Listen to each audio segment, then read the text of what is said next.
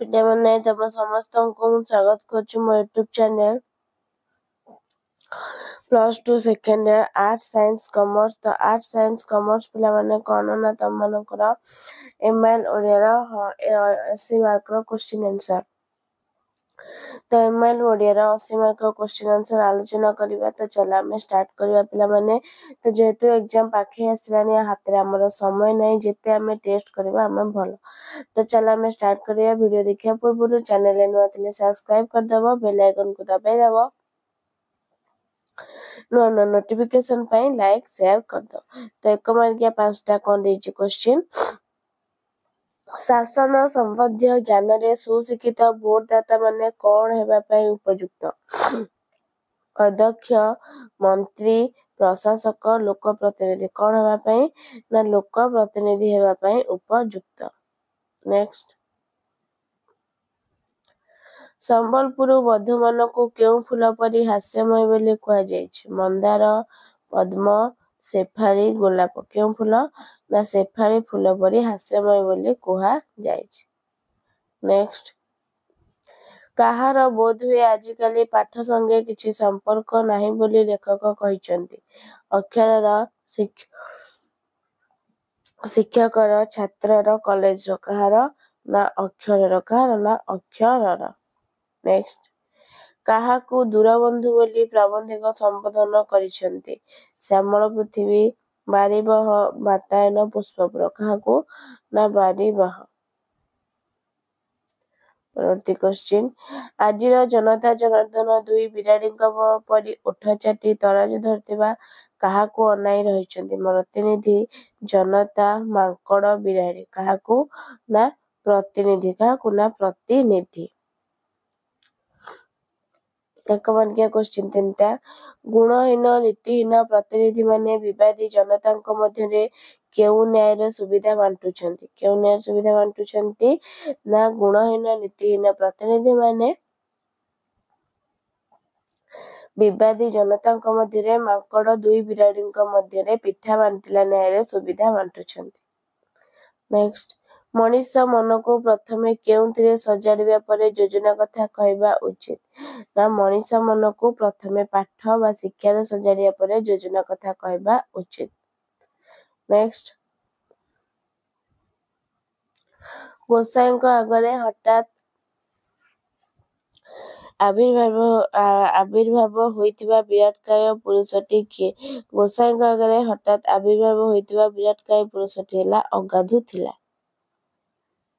ତାପରେ 2 ମାର୍କିଆ, ଆମ ଦେଶରେ ଗବେଷଣା ଡିଗ୍ରୀ କଲେଜର ଛାତ୍ରମାନଙ୍କୁ କେଉଁ ପରୀକ୍ଷା ଦେବାକୁ ପଡ଼େ ନାହିଁ? ପ୍ରବନ୍ଧ, ସ୍ୱାଧୀନ ଦେଶର ଶିକ୍ଷା ଚିନ୍ତାରେ ପ୍ରାବନ୍ଧିକ। ଗୋଲକ ବିହାରୀ ଧଳ, ଆମ ଦେଶରେ ଗବେଷଣା ଡିଗ୍ରୀ କଲାବେଳେ ଛାତ୍ରମାନଙ୍କୁ କୌଣସି ପ୍ରବନ୍ଧ ଲେଖି କିମ୍ବା ପ୍ରକାଶ କରି ନିଜର ପ୍ରବଣତାର ପରୀକ୍ଷା ଦେବାକୁ ପଡ଼େ ନାହିଁ। ନେକ୍ସଟ, ମହାବନ ମହାସଙ୍ଗୀତ ଶୁଣିଲେ ମନ କେଉଁଠିକି ଚାଲିଯାଏ? ପ୍ରବନ୍ଧ, ପୁଷ୍ପପୁର, ବର୍ଷା ବର୍ଣ୍ଣର। ପ୍ରାବନ୍ଧିକ, କୃଷ୍ଣଚନ୍ଦ୍ର ପାଣିଗ୍ରାହୀ। ମହାବନର ମହାସଙ୍ଗୀତ ଶୁଣିଲେ ମନ ଅନାମୟ ଧାମକୁ କ'ଣ? ନା ଚାଲିଯାଏ ଓ ବିଷାଦ ପଙ୍କରୁ ଉଠି ଜୀବନ କମଳ ବିକଶିତ ହୋଇଉଠେ। ନେକ୍ସଟ, ମୂକ ମନ୍ଦିର କୋଣାର୍କର ମୁଖ ଫିଟିଲେ କ'ଣ ହୁଅନ୍ତା? ନା ପ୍ରବନ୍ଧ, ପୁଷ୍ପପୁରରେ ବର୍ଷା ବର୍ଣ୍ଣ। ପ୍ରାବନ୍ଧିକ, କୃଷ୍ଣଚନ୍ଦ୍ର ପାଣିଗ୍ରାହୀ। ମୂକ ମନ୍ଦିର କୋଣାର୍କର ମୁଖ ଫିଟିଲେ ସେ ଅତୀତର ବିଭବ ଗାଥା କହି ବିଜନ ବେଳକୁ ମୁଖରିତ କରି ଦିଅନ୍ତା। 3 ମାର୍କିଆ କ୍ୱେଶ୍ଚିନ୍, ପାଣୁର ରୂପ କିପରି ଥିଲା? ପାଣୁର ରୂପ କିପରି ଥିଲା? ପ୍ରବନ୍ଧ, ତିନି ତୁଣ୍ଡରେ। ପ୍ରାବନ୍ଧିକ, ଭୁବନେଶ୍ୱର ବେହେରା। ପାଣୁ ଥିଲା ପ୍ରଥମ ଠକ, ତାହାର ରୂପ ଥିଲା ଭୟଙ୍କର। କଳା ମଚ ମଚ ଦେହ ସାଙ୍ଗକୁ କହରା ନିଶ, ମେହେଗାନି କାଠରେ କୁନ୍ଦିଲା ପରି ହାତ ଆଉ ଫୁଲୁକା ରୁଟି ପରି ଫୁଲି ଉଠିଥିବା ଚଉଡ଼ା ଛାତି।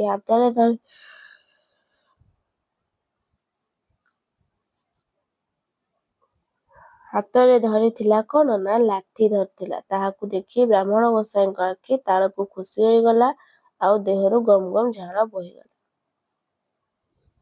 ନେକ୍ସଟ, ପରୀକ୍ଷା ବିଷୟରେ ସାଧାରଣ ଲୋକ ଆଶ୍ଚର୍ଯ୍ୟ ହେବାର କାରଣ କଣ? ପ୍ରବନ୍ଧ ସ୍ୱାଧୀନ ଦେଶର ଶିକ୍ଷା ଚିନ୍ତାରେ ପ୍ରାବନ୍ଧିକ ଗୋଲକ ବିହାରୀ ଧଳ ପରୀକ୍ଷା ସମ୍ପର୍କରେ ଅଭିମତ ଦେଇ ପ୍ରାବନ୍ଧିକ ଲେଖିଛନ୍ତି ଆଗ ଅପେକ୍ଷା ବର୍ତ୍ତମାନ ପରୀକ୍ଷାର ସ୍ତର କଣ ନା ବଢି ବଢି ଚାଲିଛି। ଏହି ସବୁ ପରୀକ୍ଷା ହେବା ଫଳରେ ପରୀକ୍ଷା ସମ୍ପର୍କରେ ଆଗରୁ ଯେଉଁ ଅସାଧୁତା ନଥିଲା ତାହା ସବୁ ଶୁଣିବାକୁ ମିଳୁଛି। ତେଣୁ ସାଧାରଣ ଲୋକ ଆଶ୍ଚର୍ଯ୍ୟ ହେଉଛନ୍ତି ଏବଂ ପରୀକ୍ଷାରେ ପିଲାଙ୍କ ପାଇଁ ପ୍ରଶ୍ନ ଉତ୍ତର ବହି ବିକ୍ରି ହେବା ଛଡା ଆଉ କିଛି ଲାଭ ହେଉନାହିଁ।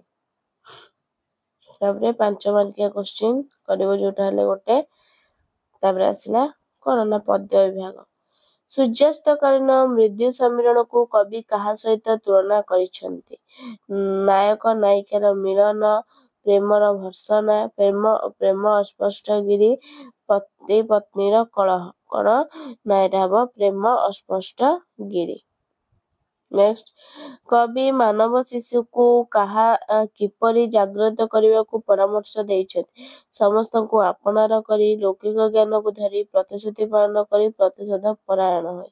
ତ କବି ମାନବ ଶିଶୁକୁ କେଉଁଥିରେ ନା ଲୌକିକ ଜ୍ଞାନକୁ ଧରି ଜାଗ୍ରତ ହେବାକୁ ପରାମର୍ଶ ଦେଇଛନ୍ତି। ନେକ୍ସଟ, ଆୟୁ ବଢିଲେ ଜୀବନରେ ମାୟାର ପ୍ରଭାବ କିପରି ହୁଏ ବୋଲି କବି କହିଛନ୍ତି?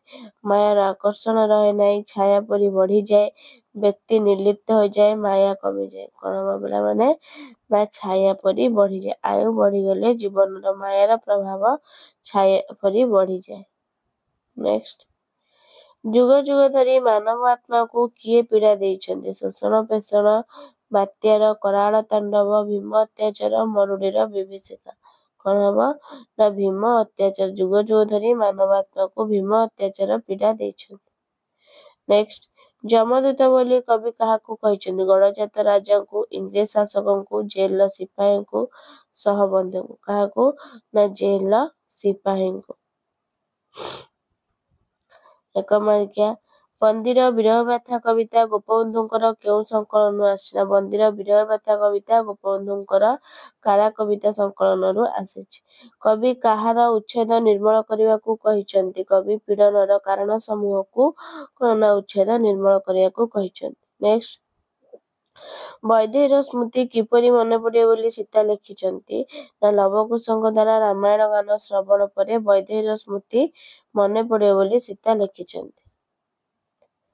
ତାପରେ 2 ମାର୍କିଆ।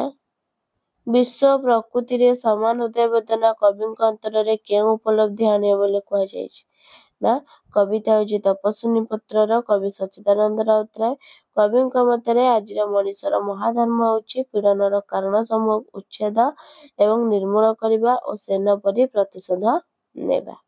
ନେକ୍ସଟ, କାହାକୁ କବି ମହାଧର୍ମ ଆଖ୍ୟା ଦେଇଛନ୍ତି? କବିତା ବାର୍ତ୍ତା, କବି ସଚ୍ଚିଦାନନ୍ଦ ରାଉତରାୟ। କବିଙ୍କ ମତରେ ଆଜିର ମଣିଷ ମହାଧର୍ମ ହେଉଛି ପୀଡ଼ନର କାରଣ ସମୂହକୁ ଉଚ୍ଛେଦ ଏବଂ ନିର୍ମୂଳ କରିବା ଓ ସେନ ପରି ପ୍ରତିଶୋଧ ନେବା। ନେକ୍ସଟ, ପୂର୍ବ ପୁରୁଷର ବିଶାଳ ପ୍ରତିଷ୍ଠାକୁ କବିଙ୍କ ସମୟରେ ରାଜାମାନେ କିପରି ନଷ୍ଟ କରିଥିଲେ? ନା କବିତା ବଡ଼ପଣର। କବି ରାଧାନାଥ ରାୟ।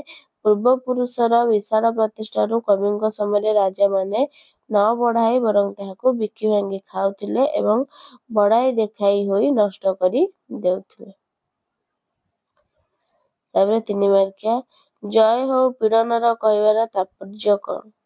ନା କବିତା ବାର୍ତ୍ତାର। କବି ସଚ୍ଚିଦାନନ୍ଦ ରାଉତରାୟ। କବି ଜୟ ହଉ ପୀଡ଼ନର ବୋଲି କହିଛନ୍ତି କାରଣ ପୀଡ଼ନର ମାତ୍ରା ଅତ୍ୟଧିକ ହେଲେ ନା ଅତ୍ୟାଚାରିତ ମାନବତାର କାରଣ ଅନୁସନ୍ଧାନ କରିବ ଏବଂ ତାର ଉଚ୍ଛେଦ କରିବା ପାଇଁ ପ୍ରୟାସ କରିବ। ଏଥିରେ ସେ ଶ୍ରେଣୀ ଚେତନା ବିଷୟରେ କଣ ନା ସଚେତନ ହେବ ଏବଂ ପୀଡ଼ନକୁ ନିର୍ମୂଳ କରିବାକୁ ବେଷ୍ଟିତ ହେବ। ତେଣୁ କବି ପୀଡ଼ନର ମାତ୍ରା ଅତିଶୟ ହେବାକୁ ସ୍ୱାଗତ କରିଛନ୍ତି। ତାପରେ ଆସିଲା ନେକ୍ସଟ, ଜୟ ଅନୁରୂପରେ ପାଇଥିବା ବଡ଼ପଣ ସଫଳ ହେବ କିପରି? କବିତା ବଡ଼ପଣର। କବି ହେଉଛନ୍ତି ରାଧାନାଥ ରାୟ। କବି ସେ ସମୟରେ ରାଜା ଓ ଜମିଦାରମାନଙ୍କୁ ଧର୍ମ ସମ୍ପର୍କରେ ସଚେତନ କରାଇଛନ୍ତି।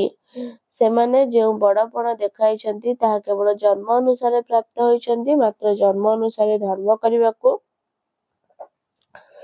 ପଡ଼ିବ ବୋଲି କବି କହିଛନ୍ତି। କାରଣ ଧର୍ମ ଅର୍ଜନ କଲେ ଧର୍ମର କ'ଣ ନା ଫଳ ସ୍ୱରୂପ ବଡ଼ପଣ ସ୍ଥାୟୀ ହୋଇପାରିବ, ସୁଫଳ ମିଳିବ। ତାପରେ 5 ମାର୍କିଆ ଲେଖିବ ଯୋଉଟା ହେଲେ ଗୋଟେ। ତପସ୍ୱିନୀ ପତ୍ର କବିତା ଅବଲମ୍ବନ ସୀତାର ଚାରିତ୍ରିକ ମଣିଷ କିପରି ଉଚ୍ଚ ହୋଇ ଉଚ୍ଚତର ଗତି ଲାଭ କରିପାରିବ ବର୍ଣ୍ଣିତ ବଡ଼ପଣ କବିତା ଅବଲମ୍ବନ ଆଲୋଚନା। ତାପରେ ଆସିଲା ଗଳ୍ପ ବିଭାଗ। ସରୋବରରେ ରହୁଥିବା କଛପଟିର ନାମ କ'ଣ ଥିଲା? ମଣିଗ୍ରୀବ, କମ୍ବୁଗ୍ରୀବ, ଚିତ୍ରଗ୍ରୀବ, ଶଙ୍ଖଗ୍ରୀବ। କ'ଣ ଥିଲା ନା କମ୍ବୁଗ୍ରୀବ। ନେକ୍ସଟ, ଅଶୋକର ପିଠି ଉପରେ ମାଷ୍ଟରଙ୍କ ବଡ଼ ପାପୁଲି କିପରି କମ୍ପି ଉଠିଥିଲା? ଅଶ୍ୱତ୍ଥ ପତ୍ର ପରି, ବରପତ୍ର ପରି, କଦଳୀ ପତ୍ର ପରି, ଦେବଦାରୁ ପତ୍ର ପରି। କିପରି ନା ଅଶ୍ୱତ୍ଥ ପତ୍ର ପରି। ନେକ୍ସଟ, ମହାଜନ ବଳରାମ ଜଣେ ସୌଦାଗର ଠାରୁ କେଉଁ ମୋହର କିଣିଥିଲେ? ଆକବରୀ, ବର୍ଦ୍ଧମାନୀ, ଶାହାଜାହାନୀ, କାବୁଲି। କେଉଁ ପିଲାମାନେ ନା ଆକବରୀ ମୋହର। କେଉଁଠି ନା ଆକବରୀ ମୋହର କିଣିଥିଲେ। ସେନାପତି କେଉଁ ରୋଗରୁ ମୁକ୍ତି ପାଇବା ପାଇଁ ଫାଳେ କଛ ମାଂସ ଖାଇବାକୁ କହିଥିଲା? ପିଲାମାନେ ନିମୋନିଆ, ଆମାଶୟ, ଗଣ୍ଠିବାତ, ଶ୍ୱାସ। କ'ଣ ହବ ନା ଗଣ୍ଠିବାତ। କ'ଣ ନା ଗଣ୍ଠିବାତ। ନେକ୍ସଟ, ରାଜାଙ୍କ କୋଳରେ ପାଚକର ସହକାରୀ କ'ଣ ବିଛାଇ ଦେଉଥିଲା? ରାଜାଙ୍କ କୋଳରେ ପାଚକର ସହାୟୀ କ'ଣ ବିଛାଇ ଦେଉଥିଲା? ଚିତ୍ରିତ ସତରଞ୍ଜି, ମଖମଲ ଚାଦର, ରାଜାଙ୍କ ଉତ୍ତରୀୟ, ମନ୍ତ୍ରୀଙ୍କ ପଗଡ଼ି। କ'ଣ ନା ମନ୍ତ୍ରୀଙ୍କ ପଗଡ଼ି। ତାପରେ 1 ମାର୍କିଆ। 25 ବର୍ଷ ଧରି ରାୟବାହାଦୁର ନିଜକୁ କ'ଣ ସାନ୍ତ୍ୱନା ଦେଇ ଆସିଛନ୍ତି? 25 ବର୍ଷ ଧରି ରାୟବାହାଦୁର ନିଜକୁ ସାନ୍ତ୍ୱନା ଦେଇ ଆସିଛନ୍ତି ଏ ପୁତ୍ର ହତ୍ୟା କର୍ତ୍ତବ୍ୟ ସାଧନା ନିର୍ମମ ହୋଇପାରେ ମାତ୍ର ଅନ୍ୟାୟ ନୁହଁ। ନେକ୍ସଟ, ରାଜା ହଠାତ୍ କାନ୍ଦି ଉଠି କ'ଣ କହିଥିଲେ? ନା ରାଜା ହଠାତ୍ କାନ୍ଦି ଉଠି କହିଥିଲେ ବାକି ରହିଲି ମୁଁ ଅର୍ଥାତ୍ ମୁଁ ହିଁ ବୁଧୁ। ବେପାରରେ ଲାଭ କେଉଁ ଜାଗାରେ ବୋଲି ମହାପାତ୍ରେ ମହାଜନ ବଳଙ୍କୁ କହିଛନ୍ତି? ବେପାରରେ ଲାଭ କେଉଁ ଜାଗା? ତ ବେପାରରେ ଲାଭ କେଉଁ ଜାଗାରେ ପିଲାମାନେ ନା ବେପାରରେ ଲାଭ କିଣା ଜାଗାରେ ବୋଲି ମହାପାତ୍ରେ ମହାଜନ ବଳଙ୍କୁ କହିଛନ୍ତି। ତାପରେ 2 ମାର୍କିଆ। ଅଶୋକଙ୍କ ପୁରାତନ ଅନୁଭୂତିର ରୋମନ୍ଥନ କିପରି ଅନୁଭୂତ ହୋଇଥିଲା? ଅଶୋକଙ୍କ ଗଳ୍ପ ହେଲେ ରୂପନାରାୟଣ ଶାହ, ଗାଳ୍ପିକ ହେଲେ ଅଖିଳ ମୋହନ ପଟ୍ଟନାୟକ। ଅଶୋକଙ୍କ ପୁରାତନ ଅନୁଭୂତିର ରୋମନ୍ଥନ ସମୁଦ୍ର ମନ୍ଥନର ବହୁ ପୁରାତନ ସ୍ମୃତିର ବୁଦ୍ ବୁଦ୍ ପରି ଭାସି ଉପରକୁ ଉଠିଲା ପରି ଅନୁଭୂତ ହେଉଥିଲା। ରାଜୀବ ସମ୍ପର୍କରେ ସାଆନ୍ତାଣୀ ସାଆନ୍ତଙ୍କୁ କ'ଣ କହିଛନ୍ତି? ଗଳ୍ପ ସଭ୍ୟ ଜମିଦାର, ଗାଳ୍ପିକ ଫକୀରମୋହନ ସେନାପତି। ରାଜୀବ ସମ୍ପର୍କରେ ସାଆନ୍ତାଣୀ ସାଆନ୍ତଙ୍କୁ କହିଛନ୍ତି ଯେ ରାଜୀବ ତାଙ୍କ ବୋଲ ନ ମାନି ଦିନଯାକ ଗାଁ ଟୋକାଙ୍କ ସାଙ୍ଗରେ ବୁଲୁଛି, ତେଣୁ ସେ ତାକୁ ସାଙ୍ଗରେ ନେଇଯାଆନ୍ତୁ। ନେକ୍ସଟ, କେଉଁ ଆଖି ନେଇ ଅଶୋକ ଆଉ ଥରେ ଗଙ୍ଗା ଗୋଧୂଳିର କରୁଣ ଏକାଙ୍କିକା ଦେଖୁଥିଲା? ତ ଗଳ୍ପ ରୂପନାରାୟଣ ଶାହା, ଗାଳ୍ପିକ ଅଖିଳ ମୋହନ ପଟ୍ଟନାୟକ। କୌଶଳୀର କୌତୂହଳୀ ଆଖି ନେଇ ଅଶୋକ କ'ଣ କରୁଥିଲା? ନା ଆଉ ଥରେ ଗଙ୍ଗା ଗୋଧୂଳିର କରୁଣ ଏକାଙ୍କିକା ଦେଖୁଥିଲା। ତାପରେ ନେକ୍ସଟ, ମହାକାଶରେ କଚ୍ଛପ ଉଡ଼ି ଚାଲିବା ଦେଖି ପକ୍ଷୀମାନେ କି ପ୍ରତିକ୍ରିୟା କରୁଥିଲେ?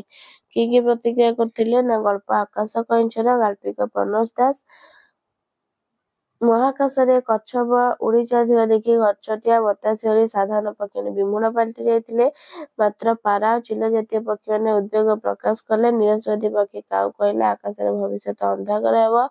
ବକ କହିଲା ହଂସମାନେ ଯୁଗ ଯୁଗ ବସିବ। ସାର୍ଥକ ପକ୍ଷୀମାନେ ନିଜ ମନ ମୁତାବକ ପ୍ରତିକ୍ରିୟା ପ୍ରକାଶ କରିଥିଲେ। ନେକ୍ସଟ, ବାବୁ ବଳରାମ କାହିଁକି ଗୋପାଳକୁ ଦଣ୍ଡେ ଯାକେ ଅନାଇଥିଲେ? ଗଳ୍ପ ସଭ୍ୟ ଜମିଦାର, ଗାଳ୍ପିକ ଫକୀରମୋହନ ସେନାପତି। ବାବୁ ବଳରାମ ଆକବରୀ ମୋହର ଖୋଜାଖୋଜି କରୁଥିବା ସମୟରେ ଗୋପାଳ ହସି ହସି ମୋହର ଅଛି ବୋଲି କହିଥିଲା। ବାବୁ ଧାଇଁ ଆସି ଗୋପାଳକୁ କୁଣ୍ଢାଇ ପକାଇଥିଲେ। ଗୋପାଳ ମୋହର କାଢ଼ି ନେଇ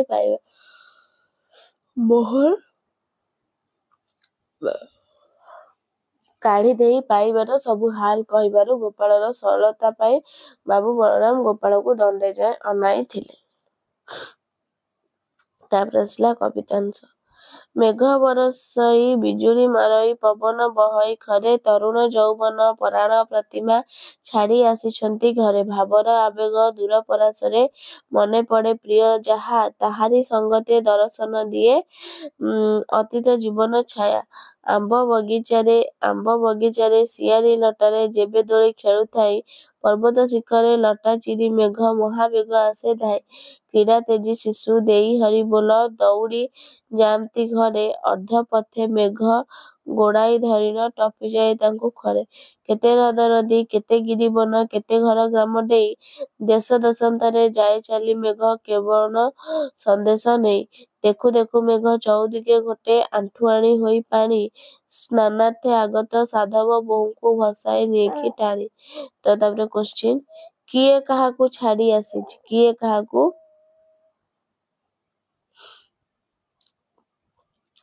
ତରୁଣ ଯୌବନ ପରାଣ ପ୍ରତିମା ଛାଡ଼ି ଆସିଛନ୍ତି ଘର ମାନେ ତରୁଣଟି ଘର ପ୍ରାଣ ପ୍ରତିମା ପ୍ରିୟାକୁ ଘରେ ଛାଡ଼ି ଆସିଛି। ତାପରେ ଦୂର ପ୍ରବାସରେ ପ୍ରିୟାର ସ୍ମୃତି କିପରି ଆସିଥାଏ? ଦୂର ପ୍ରବାସରେ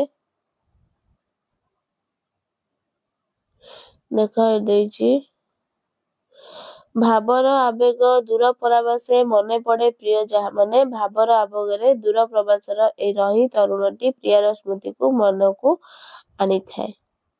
ନେକ୍ସଟ ମେଘ କେଉଁଠାକୁ ଧାଇଁ ଆସେ? କେଉଁଠାରୁ? ଦେଖ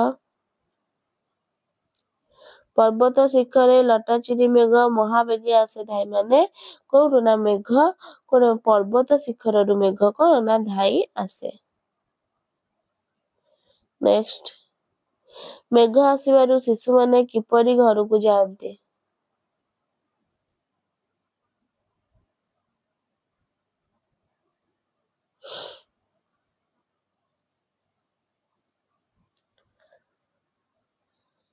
ଦେଖ କ୍ରୀଡ଼ା ତେଜୀ ଶିଶୁ ଦେଇ ହରିବୋଲ ମାନେ କ୍ରୀଡ଼ା ତେଜୀ ମାନେ କ୍ରୀଡ଼ା ମାନେ ଖେଳକୁଦ କଣ ନା ମେଘ ଆସିବାରୁ ଶିଶୁମାନେ ଖେଳ ଭାଙ୍ଗି କ୍ରୀଡ଼ା ତେଜୀ ମାନେ ଭାଙ୍ଗିଦେଲେ ଖେଳ ଭାଙ୍ଗି ହରିବୋଲ ଦେଇ କଣ କଲେ ନା ଦୌଡ଼ି ଦୌଡ଼ି ଘରକୁ ଯାଉଛନ୍ତି। ଲାଷ୍ଟ କିଏ କାହାକୁ ଭସାଇ ନେଇଥାଏ? ଦେଖ ଏଇଠି ଦେଇଛି ସ୍ନାନାର୍ଥେ ଆଗତ ସାଧବ ବୋହୂଙ୍କୁ ଭସାଇ ନେଇକି ଟାଣେ ମାନେ ସ୍ନାନ ମାନେ ଗାଧେଇ ଆସିଥିବା ସାଧବ ବୋହୂଙ୍କୁ ମେଘ କଣ ନା ଭସାଇ ନେଇଥାଏ। ତାପରେ ଆସିଲା କଣ ନା ସୃଜନାତ୍ମକ ରଚନା ଲେଖିବ ଗୋଟେ ଅତି ଲେମ୍ବୁ ଚିପୁଡ଼ିଲେ ପିତା ତୁଳସୀ ଦୁଇ ପତ୍ରରୁ ବାସେ। ତାପରେ 1/3 ତାପରେ ଆସିବ କଣ ନା ଦରଖାସ୍ତ ତାପରେ ଟେଣ୍ଡର ଗୋଟେ ପ୍ରସ୍ତୁତ କରିବ ଯୋଉଟା ହେଲେ ଗୋଟେ। ତାପରେ ଆସିଲା କଣ ନା 11ଟା ଆସିଲା ତମର ଗ୍ରାମାର MCQ। ତିଳକୁ ତାଳ କରିବା ରୂଢିର ଅର୍ଥ କଣ?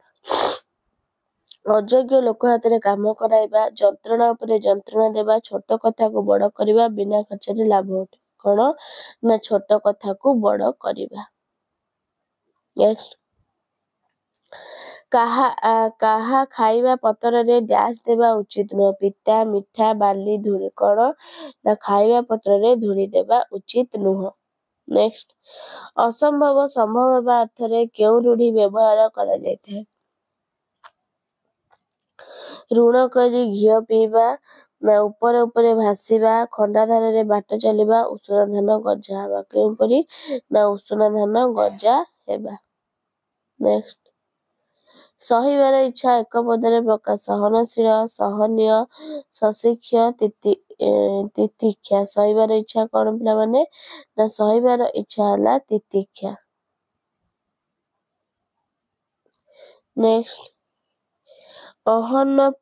ଅହନ ପୂର୍ବ କଣ ହବ? ସାୟାହ୍ନ ମଧ୍ୟାହ୍ନ ପୂର୍ବାହ୍ନ ଅପରାହ୍ନ କଣ ହବ ନା ପୂର୍ବାହ୍ନ କଣ ନା ଅହନ ପୂର୍ବ ପୂର୍ବାହ୍ନ। ନେକ୍ସଟ କେଉଁଟି ହନୁମାନଙ୍କୁ ବୁଝାଉଛି? ପାବନି ପବନି ପାବନ ପାବନି କଣ ହବ ପିଲାମାନେ ହନୁମାନ କେଉଁଠି ବୁଝୁଛି ନା ପାବନି। ସୁର ଶବ୍ଦର ଅର୍ଥ କଣ? ଦେବତା ଅସୁର ବୀର ପବିତ୍ର। ସୁର ଶବ୍ଦର ଅର୍ଥ କଣ ନା ସୁର ଶବ୍ଦର ହଉଛି କଣ ନା ବୀର କଣ ନା ବୀର। ଉଦାରର ବିପରୀତ ବୋଧକ ଶବ୍ଦ କଣ? ଉଦାର, ବିଦାର, କେଦାର, ବିରାଦର, ଅନୁଦାର। କଣ ହବ ନା ଉଦାରର ହବ କଣ ନା ଉଦାର, ଅନୁଦାର।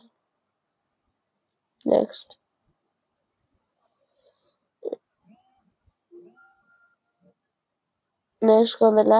ନିମ୍ନ ଶବ୍ଦମାନଙ୍କ ମଧ୍ୟରୁ କେଉଁଟି ପୁଣ୍ୟର ବିପରୀତ ବୋଧକ ଶବ୍ଦ? ରାତି, ଜହ୍ନ, ଉଆଁସ, ପରବ। କଣ ହବ ନା ଉଆଁସ। କଣ ନା ଉଆଁସ। ନେକ୍ସଟ ନିମ୍ନୋକ୍ତ ମଧ୍ୟରୁ ଶୁଦ୍ଧ ଶବ୍ଦଟି କୋଉଟା?